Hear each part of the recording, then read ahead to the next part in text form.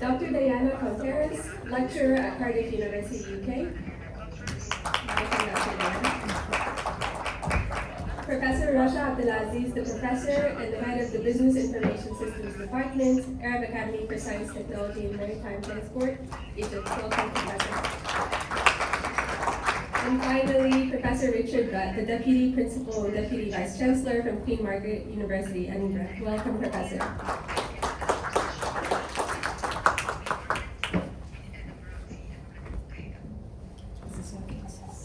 Good morning, everyone. Sabahir. I'm Susana. I'm going to be chairing this panel, and the focus, as Rowan has just said, is what role can TNE play in widening access to international education for diverse groups. So I'll just start with a quick framing, and then we'll turn to our excellent panel, who we're very much looking forward to speaking to. So, I think you'll all have heard that we often discuss that TNE has the potential to widen access. And this is a view that is shared by many who are involved in TNE. So the British Council in 2022 published a report called The Value of TNE Partnerships, and 68% of those who were surveyed who were working in higher education, transnational education, agreed that TNE widens access for underrepresented socioeconomic groups. 63% agreed that it contributes to improved gender balance, and 37% that it widens access for underrepresented ethnicities. And I was very struck when we went to Coventry University yesterday that Professor Mohammed Shouti welcomed us with the words, "Welcome abroad." And when we were hearing from Professor Mustafa Rafat on the first day of the conference, he told us that TNE is not a business model, but the democratization of elite education and a pathway to inclusive internationalization. And I think that that's very important that we keep in mind that it is about widening access to international education. Griff reminded us on the first day that only 2 or 3% of the total population of higher education students are going to be internationally mobile. So of course, transnational education is giving opportunity for people to access an international qualification much closer to home, which means that it's more affordable, which means that we're reducing barriers that may be there for international travel, whether that's visas, family commitments, or the need to work while you're studying. And of course, TNE can also widen access to particular subjects. So it can be that TNE provides a way to have a course or a program, a specialism which isn't already offered in the country. But I think what we're going to discuss on this panel is that that isn't automatic. It's not necessarily just going to happen by chance that transnational education will widen access and create a more inclusive education. And we do need to be deliberate and intentional if we want transnational education to realise its potential to open access to more diverse groups. So in this panel, we're going to be discussing strategies for doing that with a very eminent panel of experts who have different experiences of working with different types of groups within the transnational and international education sphere, and finding out more about how we do this in practice. So I'm going to turn to my panel, and I'm going to start with Professor Rasha from the Arab Academy. And we'll ask some specific questions for our panelists first to bring out their particular expertise, and then we will have some more general panel, and I'm very keen to make time for you to also share your experiences or ask questions at the end. So Professor Rasha, thank you for being with us. At the Arab Academy, how have you leveraged your TNE collaborations, maybe particularly with Coventry University, to address questions of female leadership in higher education in Egypt?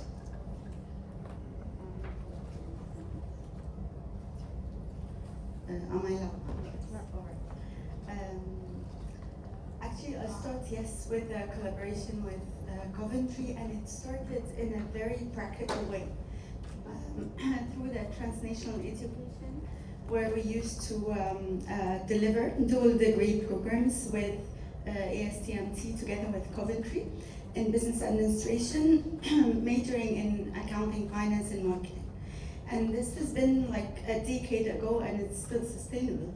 And in parallel, we were running another transnational education, actually a double degree program for the both levels, the undergraduate and the postgraduate, with Cardiff Metropolitan University. And being PhD supervisor to a number of students, this introduced me to UK friends who later on they reached out for me, making the initiative of the first internationally funded project actually by the British Council next year. And it was actually a series of international projects with Coventry University. Alongside these partnerships, I've been leading and managing an undergraduate dual degree program with Northampton University, which is another UK university. And this has been there for 7 years with all the program development and restructuring and revalidations, and it's been again sustained. And we started with this Tamkeen initiative, which is an acronym in Arabic meaning empowerment, which did seek to empower female academics in senior leadership positions, particularly in higher education. And when we started this investigation, it was found that you cannot empower women in isolation.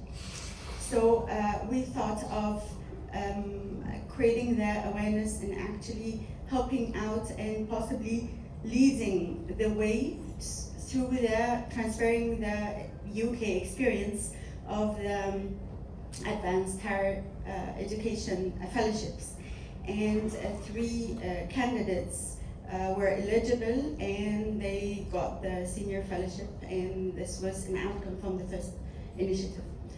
We understood we need networking. We understood that we need senior female academics to see each other, because we need mentors, we need collaborations, we need to understand the view, not work in isolation. So it was really laborious, where we scanned all senior academic leaders in higher education across Egypt in all universities. You can imagine, although we're all over the place, we are still underrepresented in senior higher education leadership position. And we were amazed by how people were really excited and interested, especially those as the very few presidents in Egypt and the deans and vice presidents. And working on this, we realized we're only paving the way to put things in action. So networking and visible networks and strong leaderships being connected and linked. Of course, using formal and informal and digital platforms. And we took it one further step to, after the networking, it's a project called Tashbik, and in Arabic it's networking. And then this led to Tashriya, which opened the door for legislation. We put this into action. We've been understanding the real problems and the investigation, but now, how do we do this? So if I would take it back to the transnational education, actually Coventry was one of the very successful universities that we collaborated with in terms of the undergraduate transnational education, dual degree programs, and 3 consecutive internationally funded projects. But also, not only Northampton, we've worked with Brunel University and Northumbria University on digital inclusion.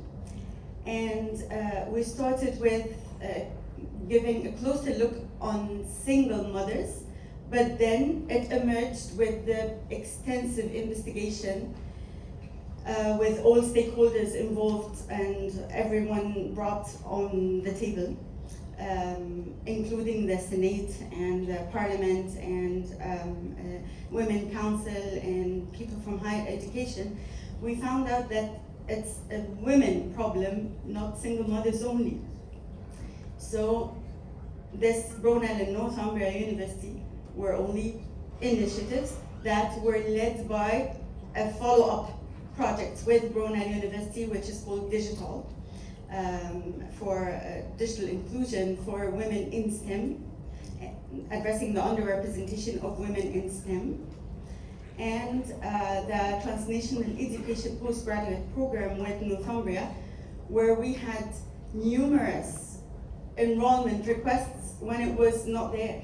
It was only the program constructed, but the eagerness of people really interested in enrolling in transnational education postgraduate program, especially the hybrid program, and seeing what the do's or don'ts and what should be addressed, leveraged the postgraduate program, and we already have a pool waiting for it to be actually launched. So I would say that this paved the way for further and deeper collaborations. And the minute you start something, you start realizing it doesn't tie up loose ends. You have to go on and move on with doing this or putting this into action. So it's the long-term collaborations and partnerships and the strategic thinking. And even if it was a small initiative, you have to think what's next, so that we do actually achieve the inclusivity within the transnational education. So this would be it. Thank you so much, Professor Rasha. I think that's such an important point, that this is not something that you can dabble in. If you start on a journey of widening access and making things more inclusive, you must follow through, because the demand is there. People do want that access, and so you must continue. That's wonderful, thank you. Thank you.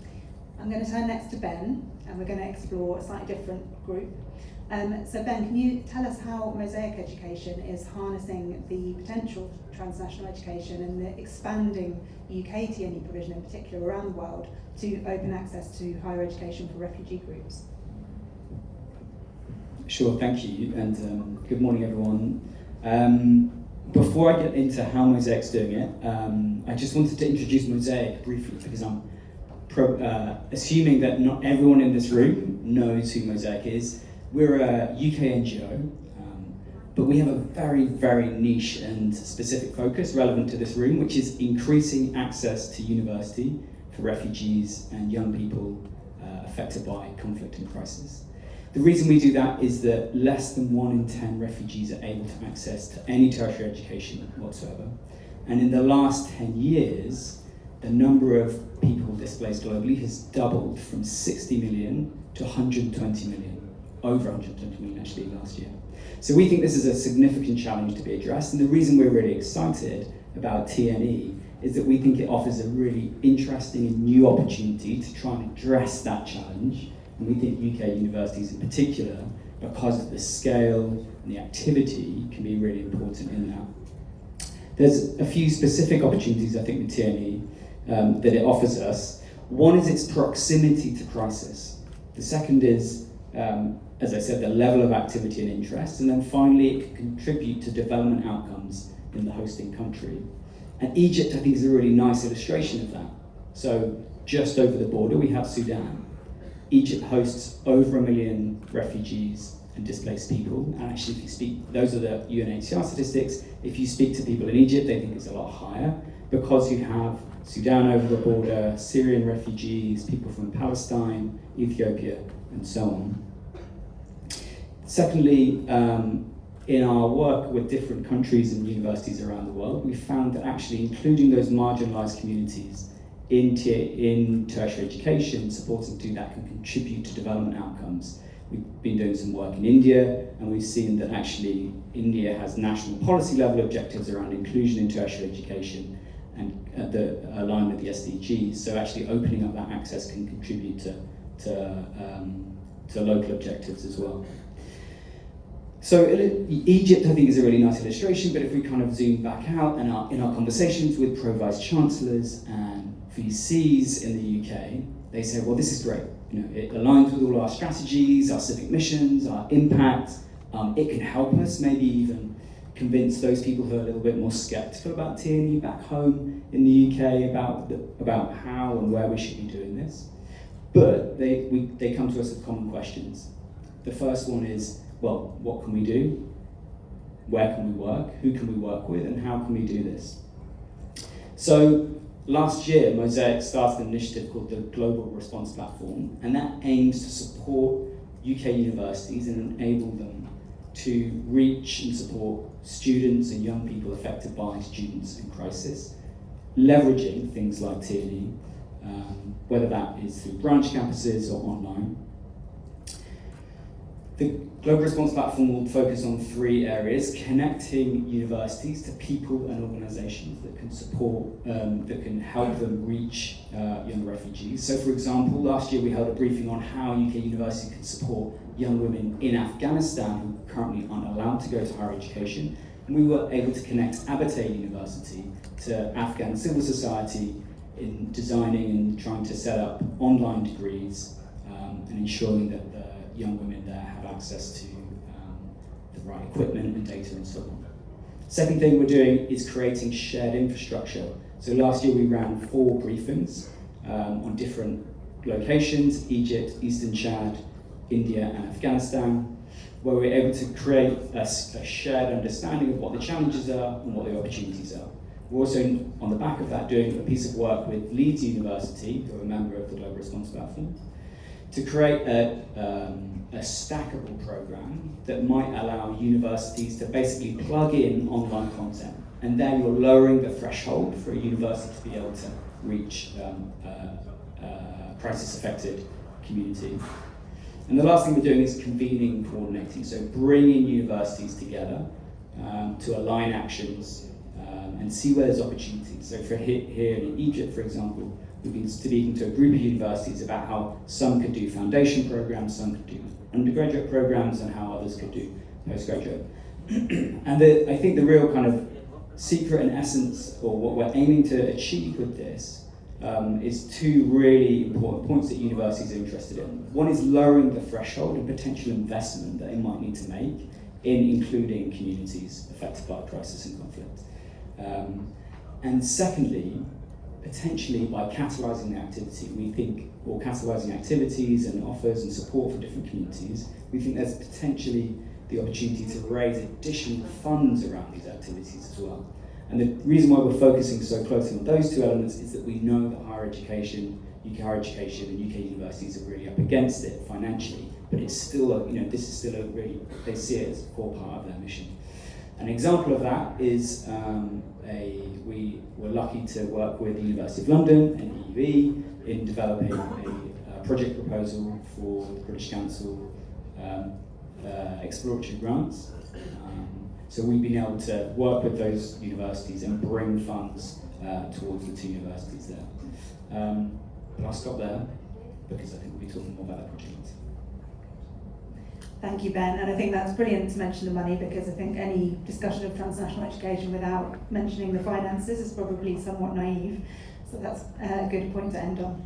And we're going to turn, as you say, to Dr. Bassant, who's sitting next to you next, and Dr. Bassant will tell us a bit more about the project that you're developing together. So, Dr. Bassant, how has the collaboration that you're developing at EUE with Mosaik and other partners, how will that help to open access to refugees for university in Egypt, and why is that so important? Thank you so much. Good morning, everyone.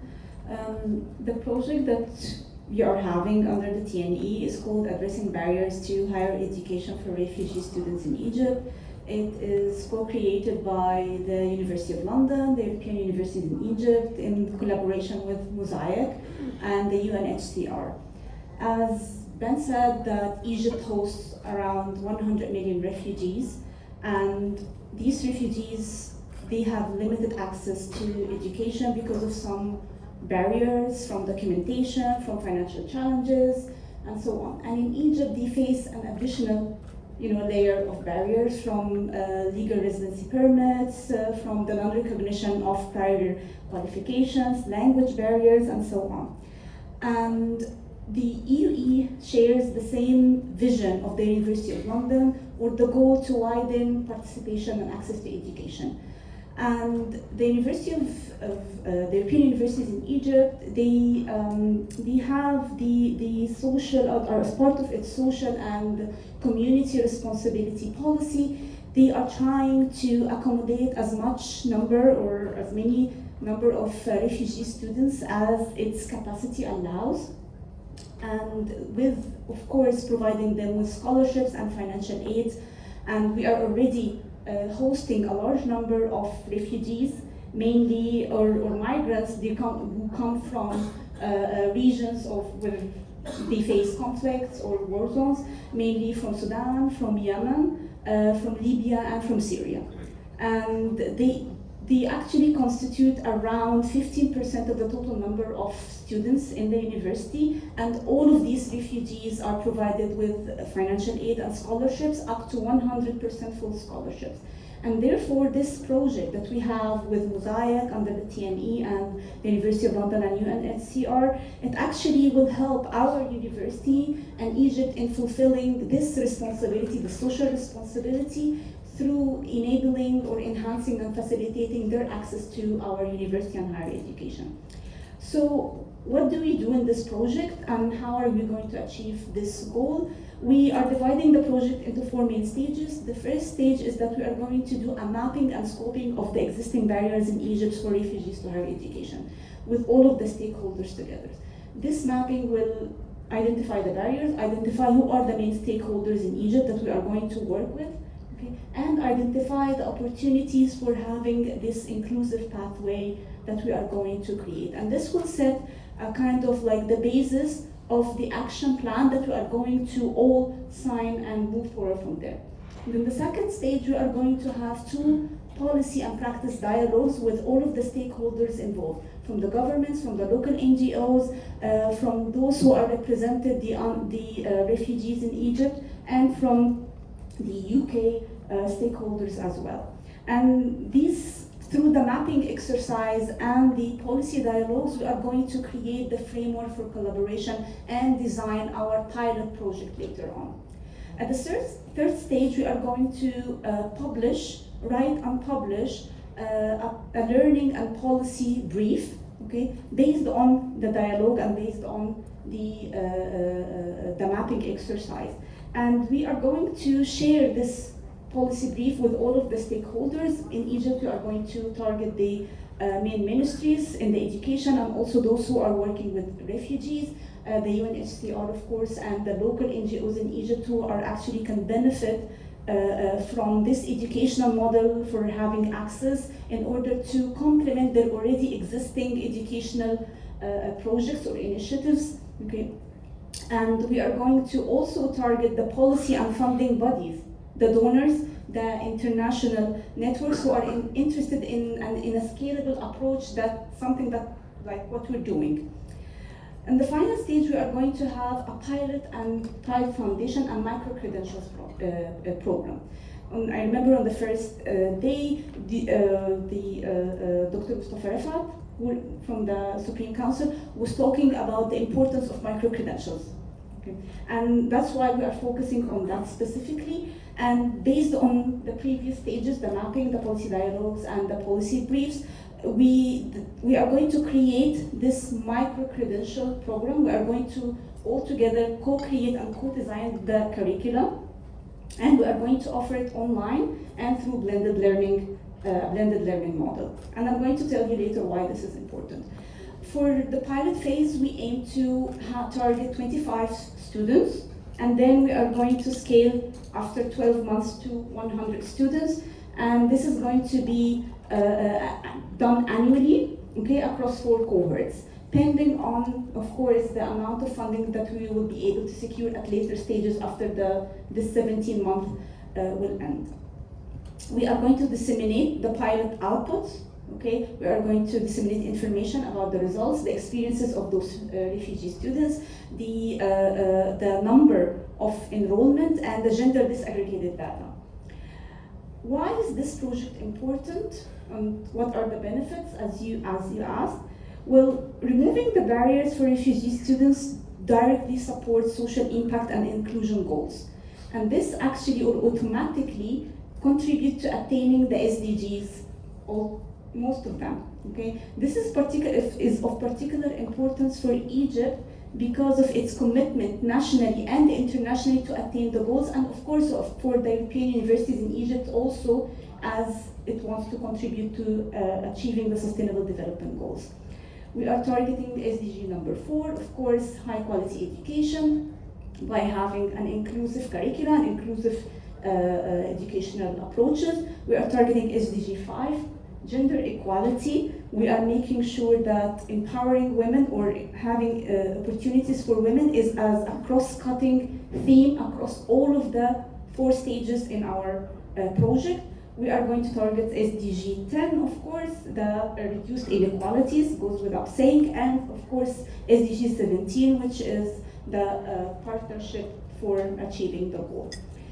The inclusion pathway specifically contributes to Egypt's development goals, because over the next, as Ben said, over the next 3 to 5 years, Egypt is likely to see an increase of pressure on its public services, including education. And the project will actually help Egypt respond to this challenge by, for example, offering the refugee access to education will help in increasing their potential to have employment in the future, and this will, of course, reduce dependency on humanitarian aid, reduce dependency on our financial capacity, and actually this will contribute to the broader goals of Egypt in terms of involvement of youth participation, and of course economic participation. Also, we are going to, through the digital model and the blended learning model, these models are cost effective and could be scalable, meaning that Egypt can widen the access without overburdening the digital infrastructure or the infrastructure of campuses. And this is actually important for the environment as well, because it reduces the amount of traveling, okay, that you need, and it reduces the need to expand physical campuses. This is very important for Egypt now. The other thing is that, of course, the project contributes to social cohesion by actually reducing the tensions between host communities and the refugees and making them feel that they are included and offered opportunities. And also it actually aligns with the ODA priorities for providing social welfare for women. Okay, they will have greater economic opportunities and, of course, reducing poverty and improving equality.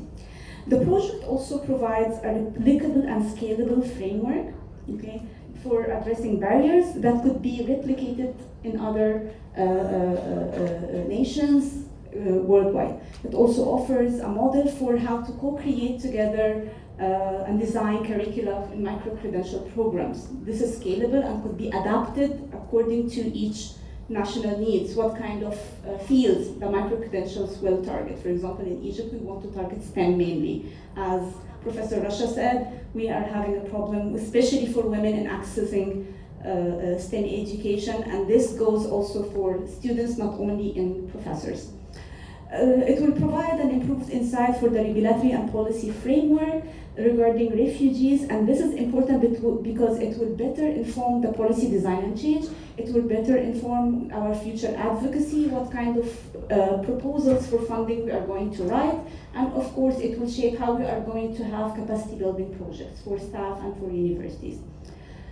The TNE inclusive pathway also addresses gender equality. And here I'm going to talk specifically about gender equality because it's a major part of our project. In Egypt, women remain underrepresented in STEM, specifically, even though in general in higher education it's 50-50. The number of women is almost as a number of men in education, in higher education, but in STEM we are underrepresented. So displaced women, they face compounded barriers, okay, in addition to that. So the project actually contributes by co-designing this inclusive pathways that are gender sensitive, okay?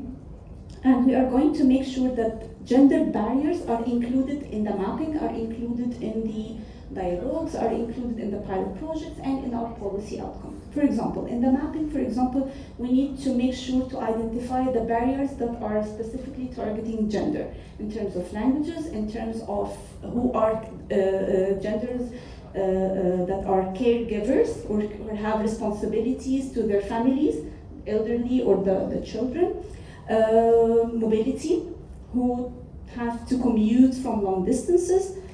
We are going to make sure that there is an outreach and admission that is gender sensitive in terms of the languages. You are going to provide, for example, the material for admission in Arabic and English at the same time. Make sure that the language is simple for them. Make sure that you, in your outreach, you are reaching the organizations that work specifically of females from underrepresented areas, females that are coming from displaced communities.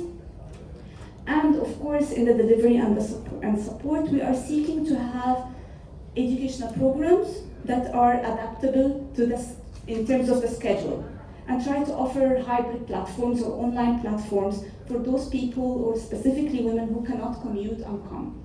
And of course, we are going to focus on making sure that there is a large number of access for females in the micro-credentials, especially in STEM projects. So this is in sum what we are going to do in this project. Thank you. You've also given the perfect segue to our next speaker, so that's brilliant. But just to pick up on a couple of the points that you made there, I mean, I think it's really important. I think what came across for me there anyway was the amount of planning and preparation that's needed, the real understanding of the needs of the group that you're trying to reach to help them to access the provision that you're going to make is absolutely paramount, and it's clear that you've done a huge amount of thinking there. So we're looking forward to seeing all the findings that you're going to so generously share. So next, with the Q on women in STEM, we're going to turn to you, Dr. Diana. And I'd like you to talk to us about how you've been addressing gender disparities in STEM in the work that Cardiff University does internationally or at home. Thank you, Susana. Well, the initial question, the main question of the panel was how TNE widening access, and well, the answer is already on the question, is wide access, and it's access to a degree by a local and international institution, and that implies another value for employment, for applying for international positions. And in the project that we have with the British Council that is called Reducing Gender Disparity in STEM from high school to professional life, that later we extended to kindergarten from professional life, what we realize is that this problem should be, this topic should be addressed in 4 stages, that is attraction, recruitment, employability, and retention. While we found that in the West, the problem is attraction. That's why within the framework of the project, we purchased some material that is to attract young girls to STEM. In the MENA region, in this region, the problem is employability and retention. Here in the MENA region, the number of women recruited or enrolled in STEM programs is higher than men. But then when we go to check employment, then that number drops. And I think transnational education can contribute to change that situation. How? In the giving access to generate or to promote gender roles, professors. You know, these are materials that are exactly for retention and employability. Actually, this book was written by our colleague, Raul. And what we see is that maybe the problem is the lack of role models that inspire women. So I want to give you the example, this book that 50 women in sciences, the only women that is highlighted is Marianne Mirzakhami, an Iranian mathematician, and no one else. So, and we know that in the MENA region there are more women, more role models that can inspire women to stay in STEM, because we have a leaky pipe. We are losing talent, yes. And actually, I understand that the Minister of Education of the Emirates, it's a woman. one of the doctors that contributed to the vaccine, development the vaccine of COVID-19 is from Lebanon. We have also Professor Heba El-Kaidi in the American University of El Cairo that works with the topic of STEM, and other women that make advocacy for STEM, for reduced disparity in STEM in the region. So what we need is more role models, and transnational education can contribute to that. And actually, there is another thing. In transnational education, we work, usually it's one institution from the global north with one institution from another region, from the global south. So necessarily there should be a kind of syncretism that contributes also to decolonization of the curriculum. So the curriculum ends to be less Eurocentric and more aligned with local needs. So we are already addressing 2 points. Yes, that's why it's important that governments support, and thanks to British Council to fund these kind of projects, because if we need to encourage women to pursue different careers, to care to and contribute to STEM. We need a feminine perspective. We also need to improve quality of life, and in countries that are moving to the economy of knowledge, the topic of increasing the number of women in STEM is crucial. That's why it's important that when there is funding for these projects, we use it in promoting attraction, retention, employability, because it's not enough to do research in a STEM topic and then hire one intern, one woman as an intern, and says, we are contributing to employability in STEM. That's not the point, that's only one case. Or just to make a workshop in a topic related to STEM and count the number of women who attend the workshop and say, okay, we are attracting women to STEM. That's that's not the point. So the idea is that we are really focus the resources in that. And also the other point is, it's not enough to think that because here in this environment we see a lot of women in STEM, a lot of role models to follow, but it's not the general level. So it's not enough in a household when women and men both work in STEM, and maybe the woman earn more money than the men. That's not a case study to say, okay, there is no gender gap in STEM. No, it's one case. It's necessary to do research to determine if there is or not a gender gap in a gender gap payment in STEM in the MENA region, if yes or not, and why. So that's I think the TNE, the contribution contributes to highlight role models, women that inspire others, and maybe stop that leaking pipe of women who abandon STEM for not having enough examples of resilience or support or an example of success. Thanks very much, Dr. Diana. And I think one point you made that really struck me was that you can't assume that the issues are the same in your university and the partner university that you might be working with. You know, you're talking about in the UK, in Cardiff, in Wales, the issue might be attracting women to STEM, whereas in Egypt you have wonderful women in STEM, but maybe the leadership pathway is not enough, not well established enough, not easy enough for people to follow. So that's a really interesting point. Actually, it has a name. It's called MENA paradox. Yes, and sorry, I'm gonna leave this material maybe displayed over there for those who wants to see it. Yes, to have a look, because this is a great material for girls, great material also for us.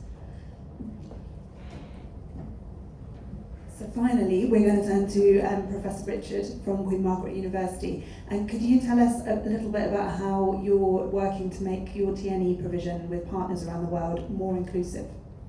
Yes, thanks very much, and good morning, everyone. So a useful way of thinking about the sort of response to that question is through the inclusive higher education framework.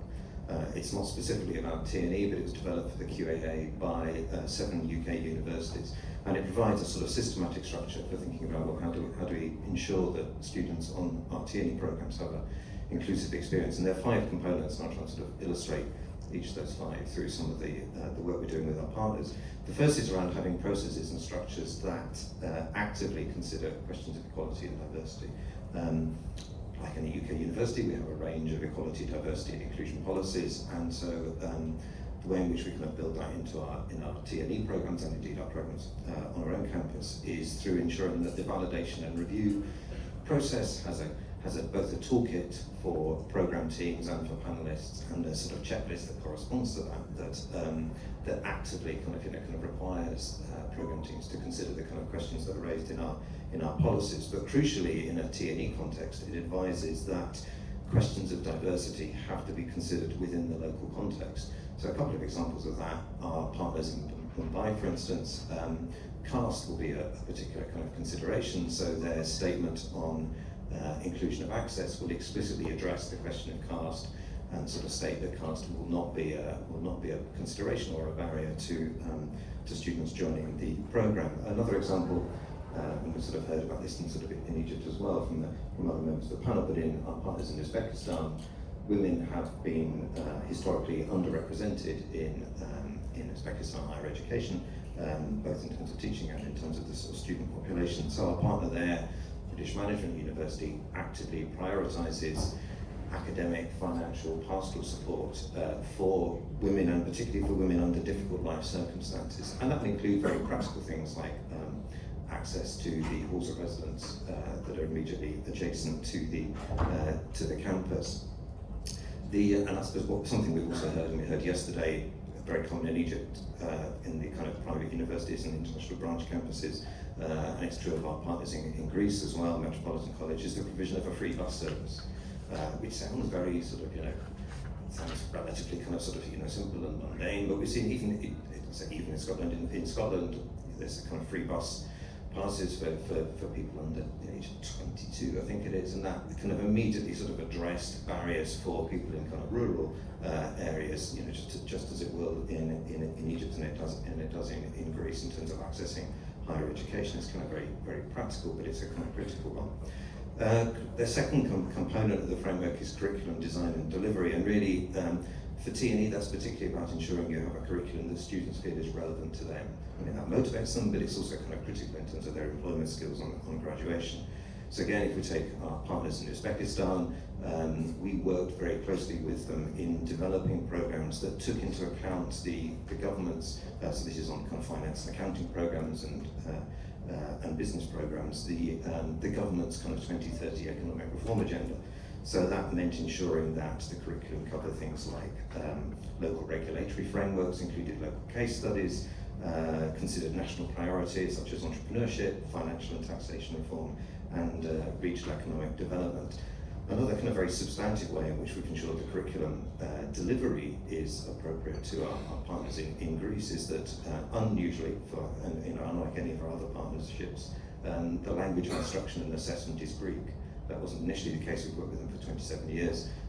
There's a kind of, to read more about it, there's a case study of this on the Quality Assurance Agency's website in terms of, well, how do you ensure kind of quality when the language of delivery is a language other than English if you're a UK provider. But that of course means that many of our programs are in the area of health, and also then in sort of the other schools in sort of hospitality and tourism. They're going to be practicing in Greek. They need to be kind of able to engage with their kind of sort of clients, patients, tourists, etc. in Greek. They take English language programs alongside their because understanding that whether that's decreasingly an issue in terms of sort of the way in which sort of digital texts are available, but there is a question about the availability of more specialist texts in a language other than English. So it's important that they do develop their English language skills at the same time. But sort of teaching them and assessing them in Greek means that they're ready to sort of work and contribute to the Greek workforce. The third area is assessment and feedback, and I mean assessment clearly key component of student learning, but also a key component of student anxiety, and that's going to be sort of, you know, doubly if not more the case for students who are from underrepresented groups, sort of students we're sort of talking about here. And that's often an area where our partners sort of, you know, sort of looking to us particularly through our learning enhancement and academic development unit to provide workshops on areas like compassionate pedagogy, authentic assessment, you know, sort of authentic assessment, much like, you know, a kind of relevant curriculum. And we heard nice examples of these yesterday at the Knowledge Hub of ensuring the assessment is, you know, sort of has moved away from, and that can be a challenge for some of our partners in some regions, a very sort of, you know, traditional kind of exam-based approach to giving students live kind of projects, working with live companies that can benefit both the students, their employability skills, but also the companies they're working with. Fourthly, community and belonging, and some of the panelists have sort of touched on this. It's kind of critical that students, particularly these students, you know, from again those underrepresented groups, feel like they are seen, that they can see themselves in the staff. They'll often also be sort of first generation into higher education. So we work with our partners to ensure that their induction programs and right the way through the first semester actively build in sessions and in activities that encourage students to build friendships and start kind of developing those peer networks. And we hold, again, examples of this yesterday. Our Greek partners and our kind of Sri Lankan partners are sort of examples of where they'll also have kind of events throughout the calendar that bring together multidisciplinary teams. So bringing students from across different academic programs together to work on a problem, often driven by some of the, either a particular local challenge for a local community group or kind of third sector organisation, or one of the big kind of, you know, sort of global challenges.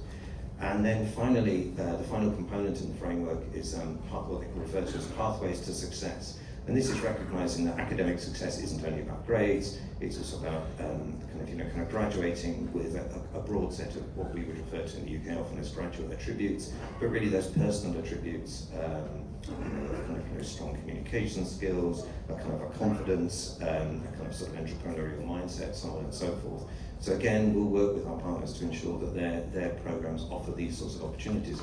And often this is where we have a huge amount to learn from our partners and the work that they do. And a nice example, kind of going back to sort of the kind of sort of refugees, our partners in Greece, we were actually referred to in our very first session sort of here a couple of days ago. They have a podiatry program, unique in Greece. Those podiatry students went and worked with refugees because feet, as you can imagine, are often and the kind of, you know, the sort of health and condition of your feet is often a particular challenge for refugees, alongside, you know, sort of a whole range of other things. But that was something that the podiatry students could make an active contribution to, in recognising kind of Greece's role in welcoming kind of refugees from particular regions.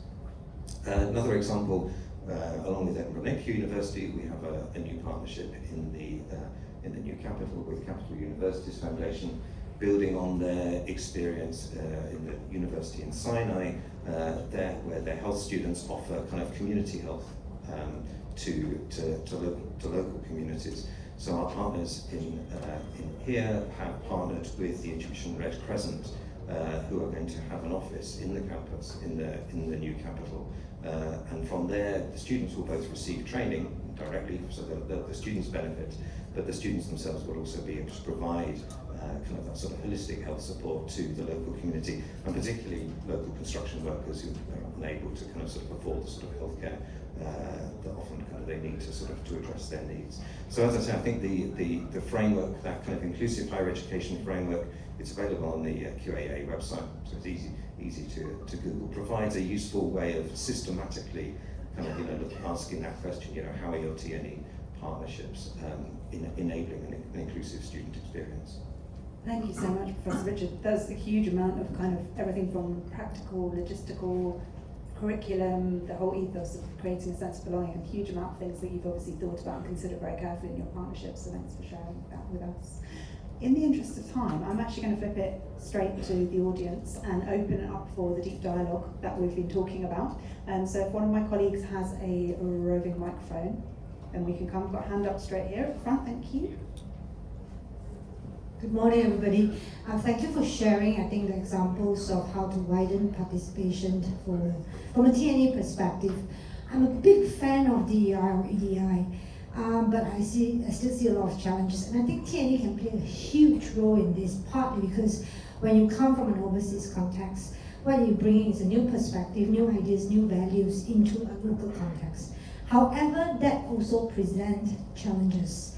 We have talked about gender, we have talked about class, we have talked about refugees, but when we talk about diverse group, we also need to look at diverse learning needs, physically challenged students, and most sensitive LGBT plus groups of students, if not staff. So my very first question is that, as TNEs, how do you reconcile these very different values or worldviews in terms of supporting these different groups of students, especially in the context of local regulations and laws? For example, I work in China. China don't recognize LGBT plus group students. So, but then we need to support them, especially from the mental well-being, mental health perspective. How do you reconcile the kind of very sensitive and challenging between global, local, between Western, Eastern, and it's the culture that's the most challenging part, in addition to law. The second is about refugees. I'm a big supporter as well in terms of supporting refugees, but I'm from the Singapore and Malaysia context. And one of my biggest challenges is that in Singapore we don't support asylum. So for me, there is already a barrier of how we can support refugees in terms of higher education. So my question is really, if we can't bring them, so what else could we do in terms of supporting this group of refugees to the higher education sector? Thank you.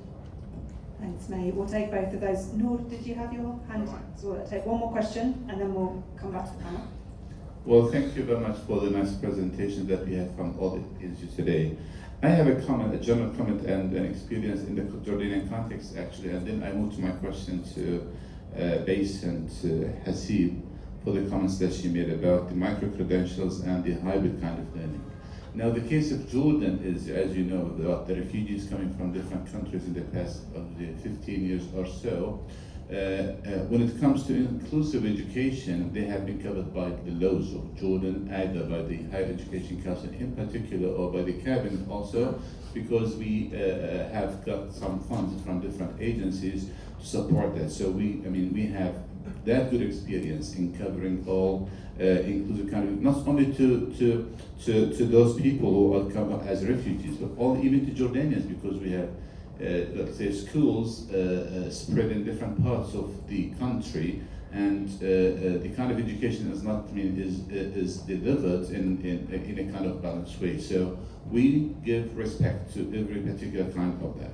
The comments I have about related to when it comes to hybrid learning or teaching, actually in Jordan we have also adopted a bylaw as of 2020 with the advent of COVID, and it has become part of the regulations that every program needs to be delivered. We have a percentile. This is something unique in Jordan. Every program has to be delivered with certain percentile, with the control being practiced and implemented by AQAC on a yearly basis, so that we make sure every program is delivered well. And when it comes to refugees in this part, and for the programs in general, we started delivering online programs for international students as part of the TNE actually, is to teach them certain programs, and it was very successful, and a large number of students enrolled in such programs. The comment I have is about the micro-credentials. Everybody has been talking about micro-credentials recently, and I participated in a large number of workshops in Europe, in the US, and in the Middle East. But we don't have a clear-cut policy for the micro-credentials until this moment. We have been talking a lot, theorizing a lot, but in a practice, I myself started doing a kind of regulations, but I'm still reluctant because I don't want things to go astray, so that nobody will, it might be misused by universities, because we need to push forward. We need to put kind of regulations for the TNE in particular, and for the general education in general. My question is, do we have certain regulations that are set standard, put forth, that we cannot imitate, I would say, but at least to have setting guidelines to help us working on that to start the process in a good way. Thank you. Thanks, Professor Safa. Okay, I'm going to come first to the far end of my panel for the question on challenges around different groups, LGBT, different learning needs. How do we reconcile those when we're delivering TNE? Does anyone, Professor Richard, Professor Rasha, Diana, any of you want to comment on that one? The trickiest topic. Yes. Already. And I think, and it's an absolutely kind of critical question. And I think the first thing I would say is that I think it's a question that's not asked enough, and that and so what's being critical is both providing safe spaces for higher education institutions, and then when you're talking about an individual partnership, it's about providing a safe space where the two partners can have those conversations. Reconciliation might be too high a bar to try to kind of, I suppose, sort of realistic, because you have to respect the different kind of sort of legal frameworks, kind of cultures, etc. And that's a huge part of TNE. But I think universities themselves should offer safe spaces for students and staff. And there are particular organisations, and Stonewall's an example, where universities have gone to them for advice on how they navigate those issues to ensure that sort of, whether it's kind of sort of staff from different countries can kind of can feel kind of sort of comfortable and safe and secure, and sort of students as well. So it's quite a, I think on the one hand it's not that it's a sort of specialist area, but it does require sort of very sort of sort of sensitive handling. But my feeling is it's a conversation that the sector as a whole, the kind of international sector, not just the UK sector, sort of needs to be sort of having more frequently and more openly. But you kind of need a safe space in which to have that. So it's, yeah, I don't have the answer. Kind of reconcile might just be sort of too ambitious at this point. Perhaps not always. Perhaps other kind of pundits may comment on that. But I think it's certainly a critical one. Around the sort of the second aspect of that, in terms of enabling practice around and this is something that the framework does address, where students may have sort of disabilities, whether they're kind of physical or the kind of sort of various types of sort of with dyspraxia, dysplasia, and so on. I mean, that is something where there is now a kind of sort of wealth of literature, and often that's about sort of supporting partners and learning from partners in terms of what they're doing, and sometimes that's around flexibility of assessment design, offering a range of assessments both across the breadth of a program, but also possibly even for an individual module where that's appropriate. Say, well, actually, does it always have to be a kind of 2,500 word written essay that both the student and the member of staff who's marking a stack of them is going to feel sort of burned out? And so we use things like reflective blogs, sort of video blogs, and use the sort of digital technology that students are comfortable with, and also use that in feedback. It's really kind of sort of enlightening how students respond to sort of video recorded feedback, as opposed to, say, kind of sort of writing on a page. So I think it's partly around sort of flexibility in assessment and feedback. That part of the question. The first one, I think, is a critical conversation and more safe spaces for having that, and that's, I suppose, the sort of thing that Universities UK International, British Council kind of can help facilitate from certainly from a UK perspective. Thank you, Richard. Professor Rasha. Sure. I can perhaps add substance with this point in particular, because we've been dealing with a lot of different minorities and people with different special needs. We have, for example, cohorts that are visually impaired, and to us it was very unique at the very beginning, but then we acquired a lot of knowledge, and we've started to enhance our academic advising, the assistive technologies, the labs, even the instructors and the tutors, because we usually still face the problems of putting legislation's rules by people that are not facing the same problem as for example, the visually disabled.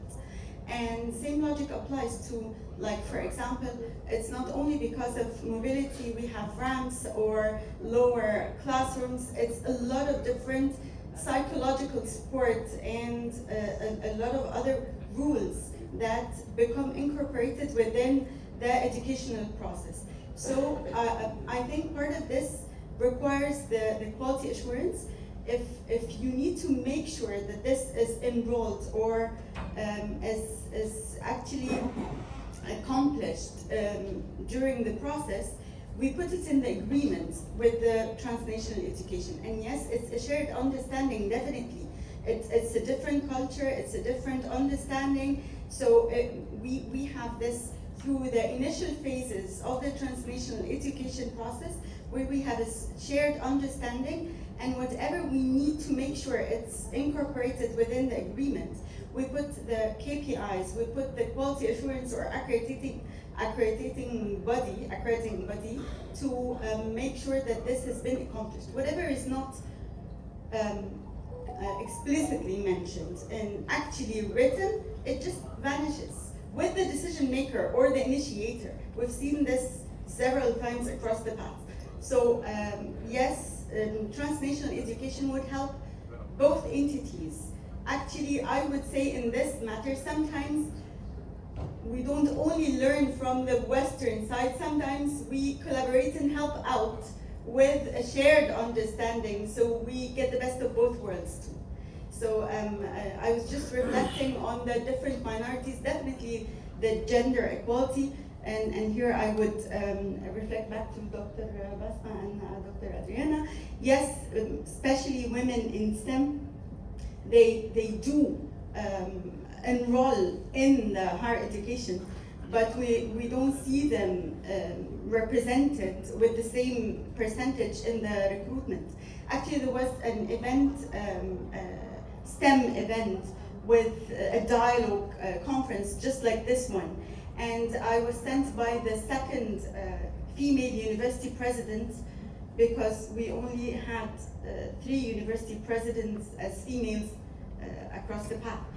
She sent me a photo with all participants, all of them being men.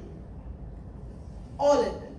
So it was interesting because she was in engineering. She was a university president, and her field was engineering. Professor Reem Bahgat, may her soul rest in peace. She just passed away last year. All right. So I would say it's governance and quality assurance, and agreements and shared understanding. That's my response. Thank you. Thanks, Professor Rasha. We need to give Ben and Bassant just a quick moment. I'm getting the time signal from Hibber at the front, but just on the questions on refugees. So what can we do if, for legal reasons, national policy, we can't actually have refugees in our classrooms? What can we do, Ben? And on micro-credentials in Jordan, any guidelines, any regulations on how to make that work? Maybe Bassant. With regards to the regulations regarding micro-credentials, I do believe that we have a set of regulation, because, and this is, I'm not really sure of, but from the first panel here, on the first day, I remember the minister and the head of the Supreme Council, they talked about micro-credentials as part of the national strategy. And I believe that if there isn't, there is some kind of regulation that is on the way. As part of our project, we will have our own regulation on the level of the university of how we are going to run these micro-credentials. So, at least this is a start. And then through the feedback that we have, we will have this kind of loop of reverting back to the policy makers in order to inform how we can have better regulatory frameworks for micro-credentials if there is no one, not a single one in place. Or if there is one, how we can improve it. So I believe this is what we're going to do through our project. On countries that don't have many refugees, well, thank you, because you're kind of making my point for me. I would argue the UK is in a kind of not as an extreme case as Singapore, but heading in that direction with policy, and there's still lots of ways that I think UK universities or universities can contribute. Firstly, online delivery, but that needs to be done in partnership with organisations, UN agencies that have community centres, equipment, data, basically provides the infrastructure that ensures that refugees can have meaningful access to online delivery. And then the other thing is joining up with other universities. So are there collaborative things that your universities or other universities can do alongside universities that do have a presence in a particular country? Because I don't think universities need to say that they need to contribute a full scholarship or full, undergraduate, masters, etc., it might be that you can contribute some of the pastoral work or some content or some teaching support. There's lots of different ways that I think universities can contribute, and it doesn't need to be in country. Thank you so much, Ben. I'm afraid we're out of time, so I'm going to have to wrap up. I think we leave with maybe 2 points that were made at the beginning by Professor Rasha and Dr. Bassant. One is that once you start on this pathway for inclusion and access, you must follow through because you're responsible for meeting the needs of those people who you've started to engage. And the other one is just the importance of this for universities' missions. You mentioned, Dr. Bassant, this is a key part of the mission of all universities, and I think if we go away with that thought in mind, then it inspires us to do more. But please join me in thanking my wonderful panel. Of course, now you know who they are, so you can find them also at the break later on.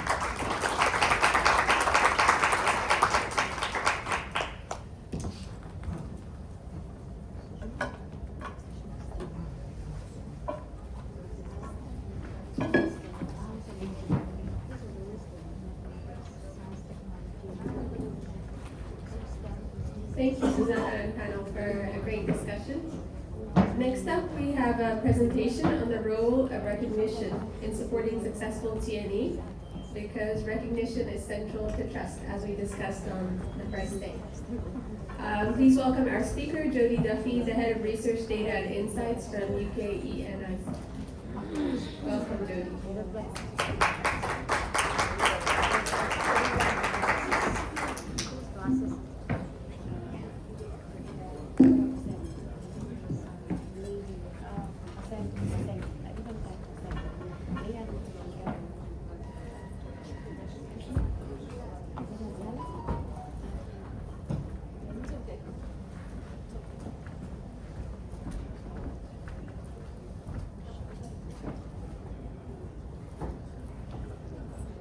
Hello, good morning everyone.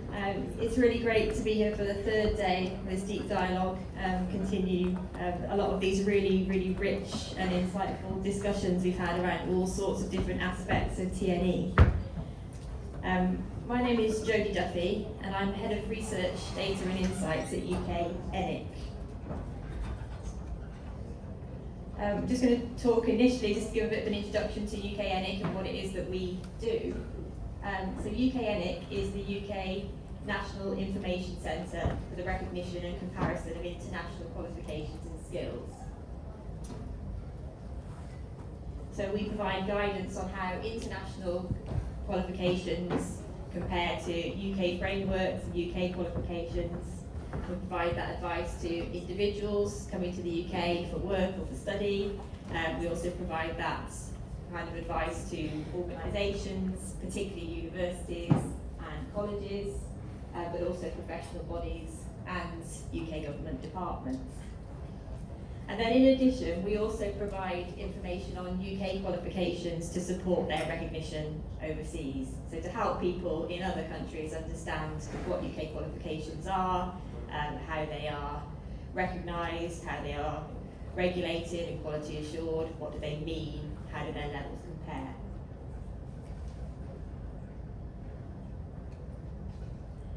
So I just thought I would start off by talking a little bit about what we mean when we talk about recognition in the context of qualifications. So the definition up there on the slide comes from the UNESCO Global Convention on Recognition of Higher Education Qualifications. And it talks about a formal acknowledgement of the validity and the level of a qualification, and particularly for the purpose of someone, an individual who holds that qualification, using it to access employment or to apply for further study. So when we talk about recognition, we're talking about people using their qualifications. So they've got a degree and they're